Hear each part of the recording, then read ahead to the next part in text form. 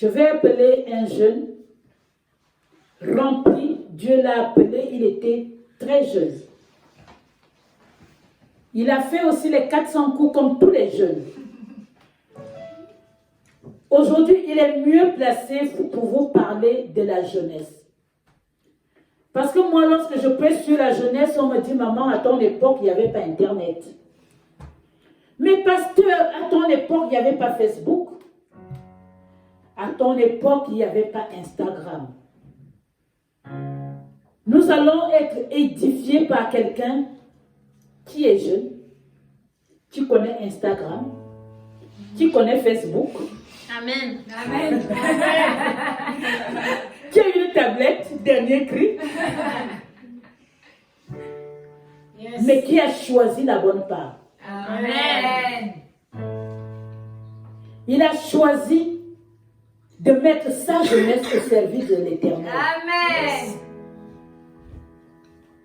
Il a dit, j'ai le choix. Dieu dit, je mets devant toi la vie et la mort. Mais toi, je te conseille de choisir la vie. Nous allons écouter un jeune rempli du Saint-Esprit.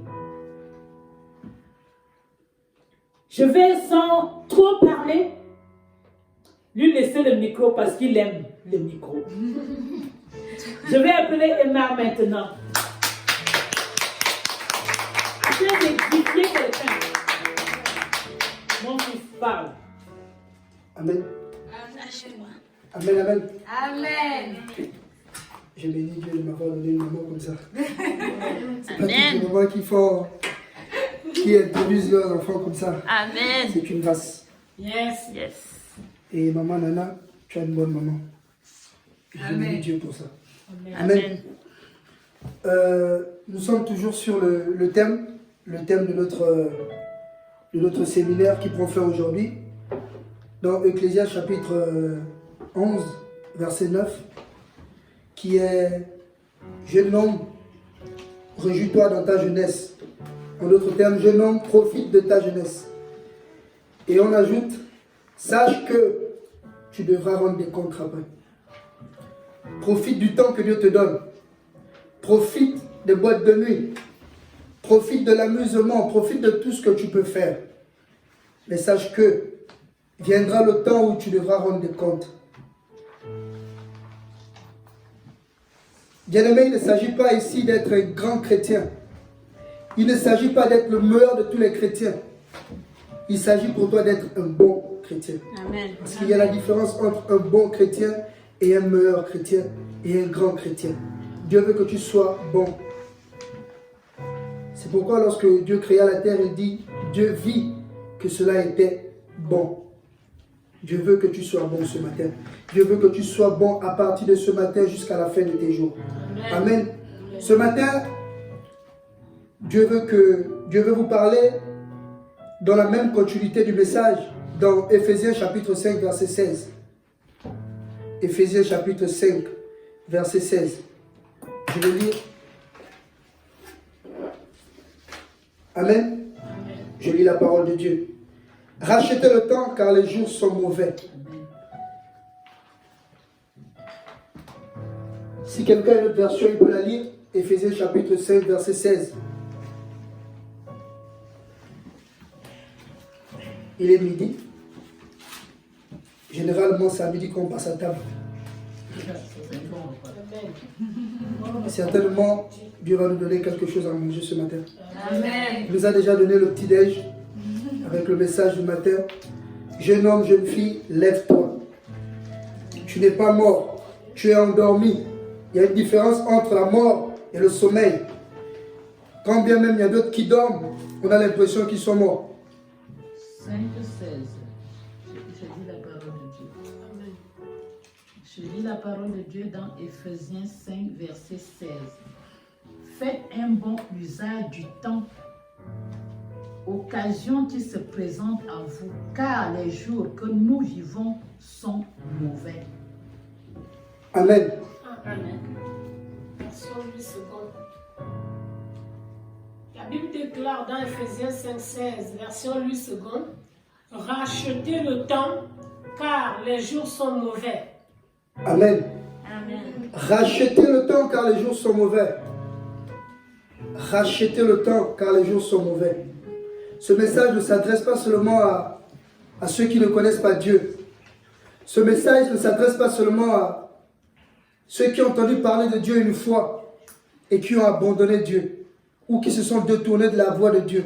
Ce message s'adresse à tout le monde. Amen. Lorsque Jésus disait à ses disciples, allez dans les nations et faites de ces nations mes disciples, il ne disait pas, choisissez qui seront mes disciples. Il dit, toutes les personnes que vous allez croiser, dites-leur que je reviens bientôt. Annoncez ces personnes la bonne nouvelle. Alors ce matin, le Seigneur veut t'annoncer une très bonne nouvelle. Que tu sois chrétien, que tu sois bon chrétien, que tu sois celui-là qui a entendu parler de Dieu mais qui n'a pas donné sa vie à Dieu ou bien qui n'a pas encore donné sa vie à Dieu. C'est à toi que ce message va s'adresser ce matin. Avant de commencer mon message, je vais faire un petit témoignage vite. C'est l'histoire d'un jeune homme qui sort d'une famille chrétienne. Papa n'était pas là. Il a grandi avec maman, ses frères. Et très tôt, il connaît la voie de Dieu. Très tôt, il connaît l'église. Il fréquente l'église. Il donne sa vie à Christ. Mais, il y a un mais. Il a du mal à se détacher du monde. Il va à l'église. Il côtoie le monde. Il va en boîte de nuit la nuit, le samedi, dimanche matin, il va à l'église. Parfois à l'heure, quand il décide de ne pas dormir, ou parfois en retard, quand il a trop dormi. Il se dit que payer la dîme suffit. Il se dit que être dans l'église, soulever le matériel, être dans l'église, accueillir les gens qui viennent pour l'église, cela suffit. Il se dit que il suffit d'être dans l'église pour être sauvé. Bien-aimé, si ta vision de l'église se limite au bâtiment, tu te croirais dans une église quand bien même tu es dans une salle de classe. Est-ce que quelqu'un comprend quelque chose? J'ai dit, si tu crois que ta vision de l'église c'est un bâtiment, quand bien même tu penses être à l'église, tu es dans une salle de classe. Dans la salle de classe, tu trouves des gens qui viennent pour suivre le cours. Tu trouves des gens qui viennent pour perturber les autres. Tu trouves des gens qui viennent passer du temps parce que même si je ne travaille pas bien, papa pourra me faire passer. Amen. Quand on est jeune, bien-aimé, on ne perd pas là. On ne meurt pas. Quand on est jeune, on ne meurt pas, mais on perd la vie. Il y a une différence entre mourir et perdre la vie quand tu es jeune. C'est quoi perdre la vie? Tu as 16 ans, tu es dans les drogues, tu es dans l'alcool, tu es dans tout ce qui est mauvais. Et tu meurs à 17 ans. Combien d'années de vie te restait à vivre? Essaie d'imaginer ça une fois. Celui-là qui a 60 ans, lorsqu'il meurt, lorsqu'on pleure une personne qui avait 70 ans, parce qu'on ne la verra plus, c'est moins douloureux que lorsqu'on perd un enfant qui a 14 ans, qui avait toute la vie devant lui, bien-aimé.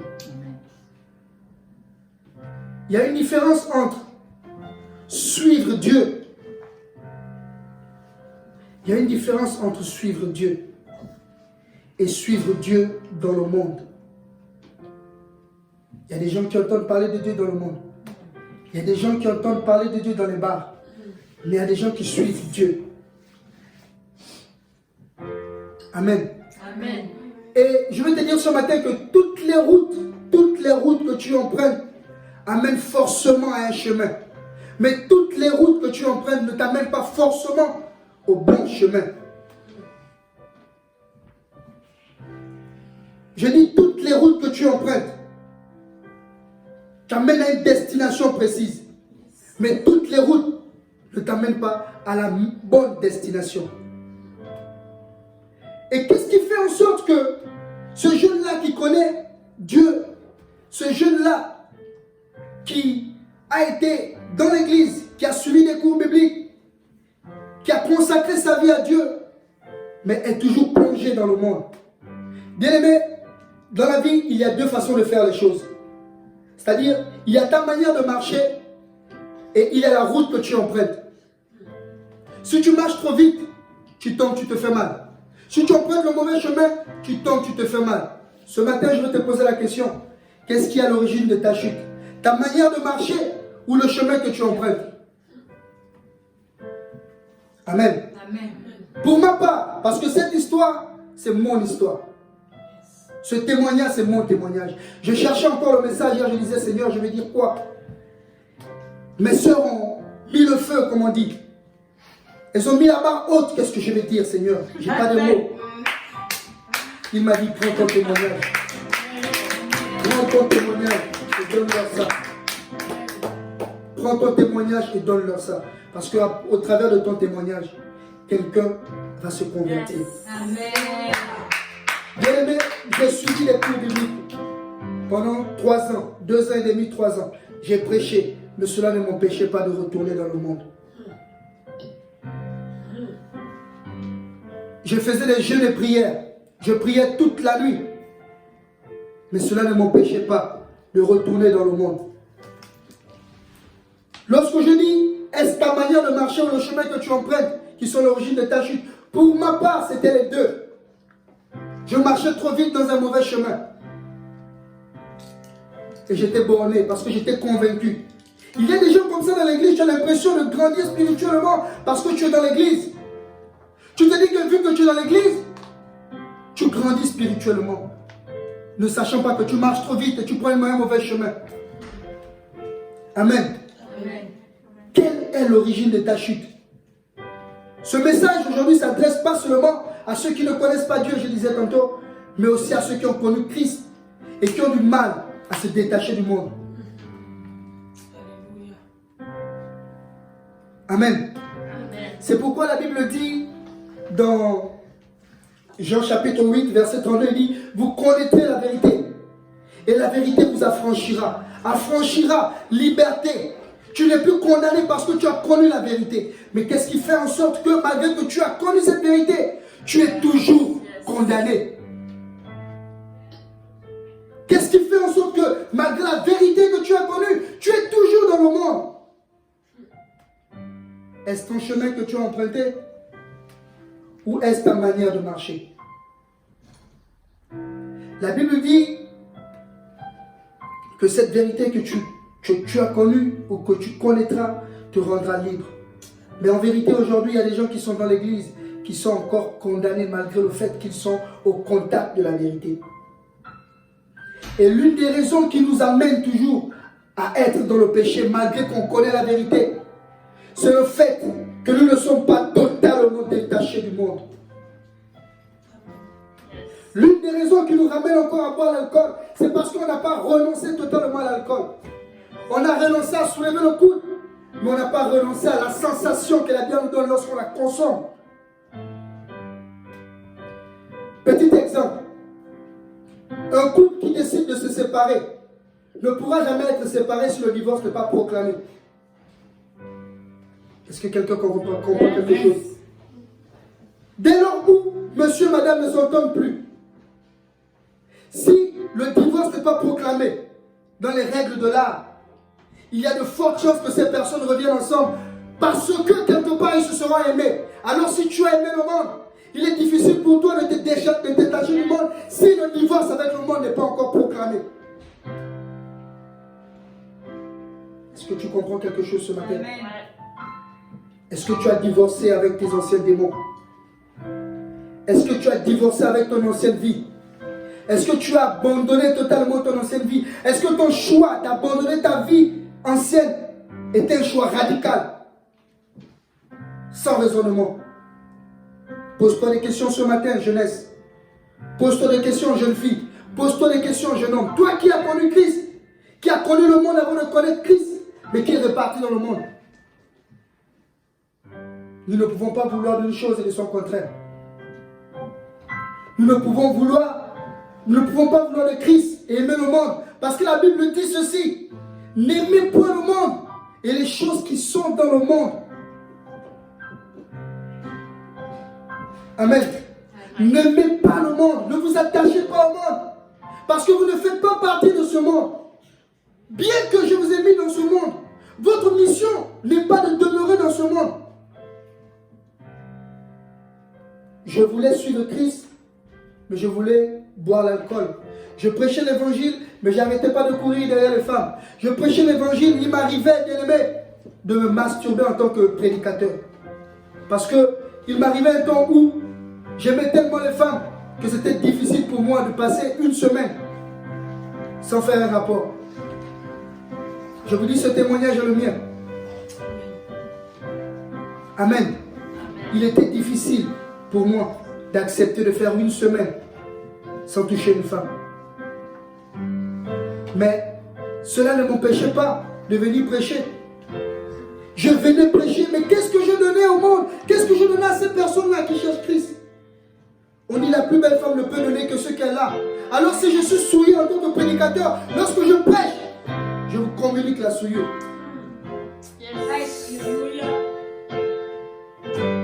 Amen. Amen. À l'école, mes amis m'appelaient le pasteur bien avant que je ne sois pasteur. Je riais. Lorsque j'ai fait les cours bibliques, je commençais à prêcher, on m'appelait Papa Emma.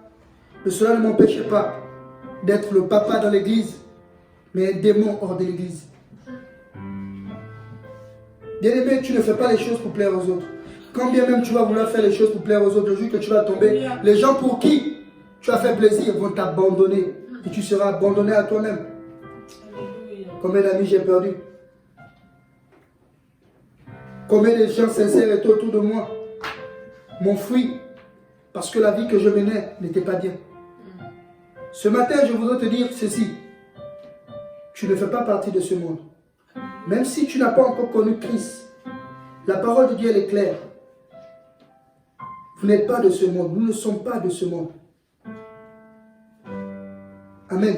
Amen. On dit 2 Corinthiens chapitre 5, 17 dit: si quelqu'un est en Christ, les choses anciennes sont passées. Il est devenu une nouvelle personne. Amen. Bien-aimé, si tu es en Christ, tu deviens une nouvelle personne. Ton passé est passé. Ton passé n'est qu'un témoignage. Ton passé n'est que chose ancienne. Ton passé n'est qu'une source d'inspiration pour d'autres. Parce que beaucoup se poseront la question de savoir, lui là on buvait le vin ensemble, on faisait des choses ensemble, on se cachait pour faire ceci. Mais comment il est arrivé à changer? Quel étonnement dans la pensée des hommes. Quelle est cette sensation de voir que tu ne pouvais pas changer, mais Dieu t'a changé. Il y a des gens qui s'étonnent de dire, lui là il faisait plus de mauvaises choses que moi. À l'école, petit exemple, quand on passait le bac, je me souviens, il y a des gens qui n'étudiaient jamais, mais ils avaient le bac d'office. Moi qui travaillais tous les jours, je me disais, mais comment lui n'étudie pas? Mais est-ce que je suis avec lui à la maison quand je vois ce qu'il fait? Il y a des gens, lorsque tu dis tu te convertis, ne crois pas, parce que vous avez l'habitude de faire les mêmes choses. Ce n'est pas toi qui dois aller convaincre les gens que tu as changé. Être un chrétien, ce n'est pas la bouche, ce n'est pas l'église, c'est un mode de vie, c'est un comportement, c'est une attitude. Amen. J'étais un chrétien pas transformé. Il est encore plus difficile pour un homme d'être un chrétien pas transformé qu'un chrétien qui a été transformé. Ou encore quelqu'un qui ne connaît pas Christ. Il refuse d'être transformé, il refuse de connaître Christ, alors il garde sa position. Pas qu'il est athée. Il entend parler de Christ, mais il ne veut pas aller à Christ parce qu'il sait que Christ va le transformer. Amen. Fais le choix entre rester assis à la maison, entendre parler de Christ, ou venir à Christ. Et si tu viens à Christ, sache que la transformation sera obligatoire. Nul ne peut venir à Christ et être la même personne. Amen.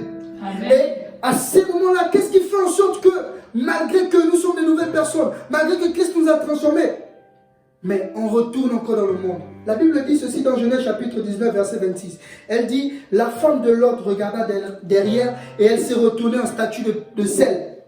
Bien aimé, à chaque fois qu'en tant que chrétien, tu vas retourner derrière, sache que tu n'es pas mieux que la femme de Lot. Où est la différence entre elle et toi? Où est la différence? La Bible dit, Dieu est celui qui était hier, qui est aujourd'hui et qui va demeurer. Ça veut dire que les circonstances de ce qui s'est passé dans le temps ancien se passeront aujourd'hui et se vivront demain. Donc, si aujourd'hui on n'a pas la capacité ou encore la possibilité de se transformer en statue de ciel, ta conscience doit te transformer en statue de ciel. Amen. Pourquoi je retourne là-bas? Est-ce le fait d'avoir accepté Christ trop tôt? Est-ce le fait d'avoir abandonné la bière trop tôt? Est-ce le fait d'avoir abandonné une multitude de copines trop tôt? Est-ce que ça me manque? Est-ce que ça te manque? Dès lors où tu constates que le monde te manque, ta conversion n'est pas totale. Dès lors où tu constates qu'en toi il y a encore un besoin de retourner dans le monde, ta conversion n'est pas totale. Je n'ai pas dit parfaite, j'ai dit totale. Amen. Amen. À chaque fois que nous regardons derrière, quand bien même nous ne voulons pas, nous repartons toujours. Est-ce les amitiés qui te convainquent? Jésus-Christ était dans le désert. Le diable, grand rusé de sa nature première, il est venu dire à Jésus certaines choses. Comment Jésus a-t-il combattu le diable? Il a utilisé la Bible. Il y a des chrétiens qui veulent être chrétiens dans l'église sans utiliser les paroles de Dieu. Bien aimé, les armes ne sont pas physiques. Lorsque tu es dans l'église, les armes ne sont pas physiques. Tu ne prendras pas un fusil pour tirer sur le diable. Quand bien même celui qui te fait du mal est dans ta famille, tu ne prendras jamais un fusil pour le tirer dessus. Où est la parole de Dieu? Où as-tu mis la parole de Dieu? Et j'étais celui-là. Je raisonnais. Seigneur, je raisonnais. Je disais, oh, on ne me voit pas. On est dans une église prophétique. Mais à chaque fois que je viens dimanche à l'église, on prophétise sur les autres. Voilà le mal que tu as fait. L'Esprit m'a dit, j'ai vu. J'ai justifié mon péché en fonction des prophéties qui sortaient. Ah, aujourd'hui on n'en a pas vu. Je peux encore aller me masturber. Aujourd'hui on n'en a pas vu. Je peux encore aller me cacher pour boire l'alcool. Aujourd'hui on n'en a pas vu. Je peux encore me cacher pour aller en boîte de nuit. Bien aimé, dès lors où tu justifies ton péché, il deviendra pour toi ton occasion de chute. Dès lors où tu justifies ton péché, il deviendra pour toi une occasion de chute. La Bible est claire. Le salut, il est personnel. Le pasteur qui prêche dans l'église, la prophétesse qui a des visions. Est-ce que tu es avec elle lorsqu'elle est en intimité avec Dieu? Elle prie pour son salut. Quand bien même elle vient donner un message à l'église pour édifier l'église, mais lorsqu'elle rentre à la maison, elle prie pour elle. Peut-être même pas pour ses enfants, parce qu'elle peut dire, Seigneur, je te recommande mes enfants. Mais si toi, en tant qu'enfant du pasteur, tu ne te lèves pas pour prier. Amen. Petit exemple. Je disais, lorsqu'on justifie son péché, il devient pour lui une occasion de chute. Il y a des parents qui ont du mal à corriger leur enfant chéri. Et dès lors où l'enfant chéri grandit, il devient une menace pour sa mère. Parce qu'il est habitué à dire des mots. Lorsqu'il dit, maman dit fais ceci, il boude. Lorsque maman dit fais ceci, il boude. Dès lors il grandit, il devient un danger pour sa mère. Amen. Amen. Lorsque ton péché chez toi se justifie, lorsque ton péché chez toi grandit sans te débarrasser, il devient pour toi une occasion de chute. La Bible dit ceci, dans Matthieu chapitre 5, verset 29. Il dit, si ton œil est pour toi une occasion de chute, arrache-le. Comment vas-tu avancer? Jésus, comment vas-tu avancer en tant qu'homme physique en ayant un seul œil? Ça veut dire que même les choses que tu aimes, même les choses que tu adores, même les choses dans lesquelles tu as une passion forte, si c'est ça ton occasion de chute, débarrasse-toi de ça. Il est mieux pour toi de rentrer dans le royaume des cieux avec un membre amputé que tout ton corps dans la géhenne. Il est mieux pour toi de rentrer dans le royaume des cieux parce que tu vas abandonner la cigarette, parce que tu vas abandonner la fornication, parce que tu vas abandonner l'alcool, que tout ton corps périsse dans la géhenne. Il n'y a pas de petit péché. Et Dieu ne fait pas exception des péchés. L'histoire de Moïse nous dit, la colère l'empêchait de rentrer dans la terre promise. Dieu l'a montré, tu vois, oui, mais dommage, tu n'entreras pas. Et moi je suis de ceux-là qui dit, Seigneur, j'ai péché contre toi, je tombe à genoux, je prie à genoux, je me repens, je fais ma confession. Je ne le fais pas pour que les gens autour de moi disent, Ah, il prie bien, non. Je le fais parce que je ne veux pas rater l'enlèvement. Je le fais parce que je ne veux pas rater le rendez-vous de Christ. Je vous fais rater un rendez-vous de travail. Ça ne me donne pas la vie. Ma pauvre, les bars sont fermés aujourd'hui. Où sont ceux qui consommaient les bars, les alcools?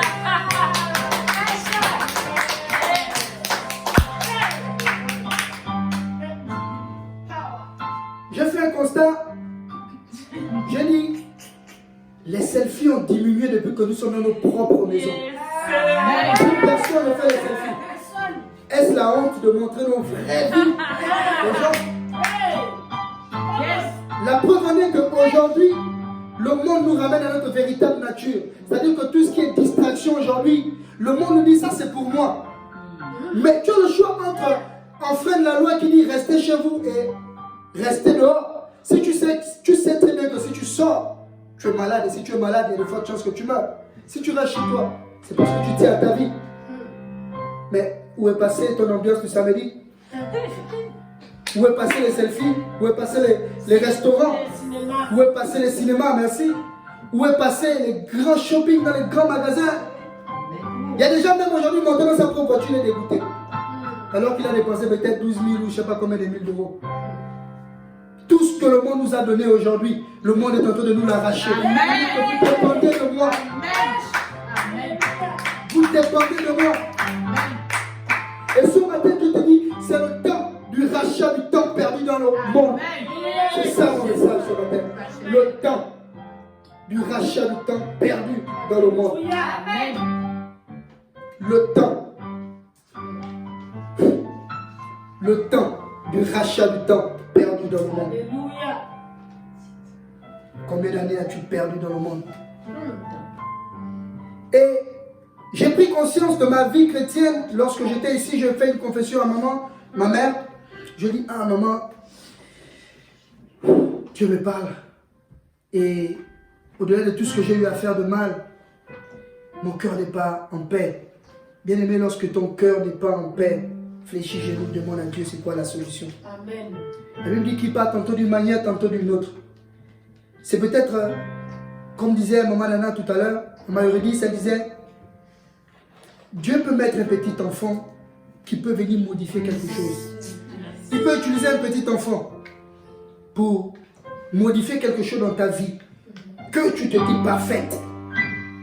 Il peut utiliser une grande personne. Il peut utiliser, peu importe ce qu'il peut utiliser. Il dit si les hommes ne me louent pas, les arbres, les cailloux vont le faire. Alléluia. Pensez que Dieu est capable de faire en sorte que s'il a divisé la mer rouge, combien de fois les cailloux? C'est Jésus qui a dit à la tempête, silence tais-toi. Amen.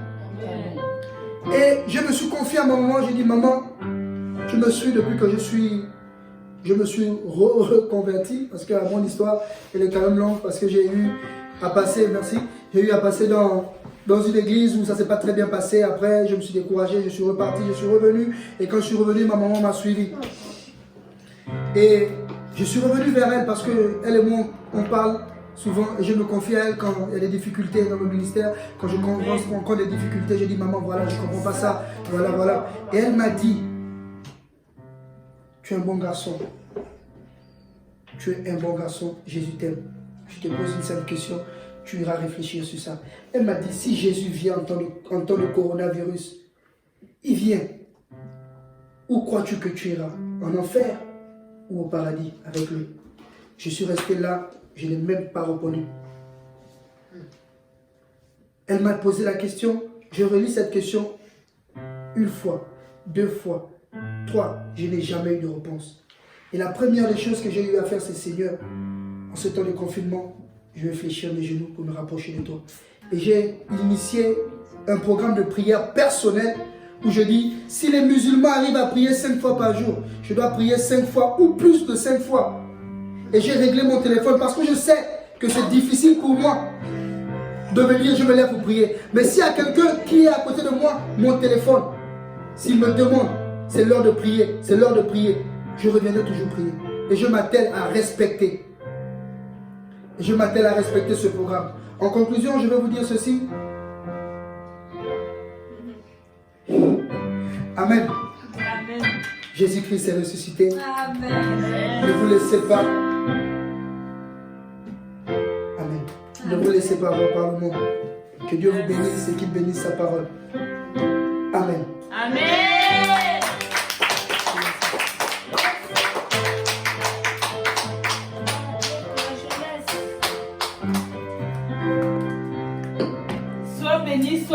Sois béni, Emma. Sois béni réellement. Est-ce que vous avez été bénis? Amen. Est-ce que la jeunesse a écouté? Yes. Oui. Il y a jeunesse et jeunesse. Moi, j'estime que je suis jeune. Yes. J'ai été bénie. Yes. Vraiment, j'ai été édifiée. Yes. Ça fait longtemps que je sers le Seigneur, mais je vous jure que j'ai vraiment été bénie par Amen. tous les orateurs. Amen. Seigneur, je te bénis pour tes serviteurs et tes servantes. Éternel, déverse encore plus. Afin, Seigneur, qu'il bouscule, Seigneur, ce monde, qu'il bouscule ce pays qui a besoin de toi. Seigneur, que la France soit bousculée au nom puissant de Yeshua. Parce que la jeunesse en France a besoin d'entendre ce message. Éternel, nous te bénissons pour ces moments dans ta présence. Nous te bénissons pour ce séminaire. Nous te rendons grâce. Nous bénissons tous ceux qui ont suivi, soit par la ligne, soit par Facebook. Nous bénissons, Seigneur, le peuple de Dieu. Éternel, tu dis que ta parole ne retourne pas sans avoir accompli ce pourquoi tu l'as envoyée. Que ta parole, Seigneur, puisse agir dans nos vies, dans la vie de nos enfants, dans la vie de la jeunesse, au nom de Jésus. Amen. Amen. Amen, amen. Amen.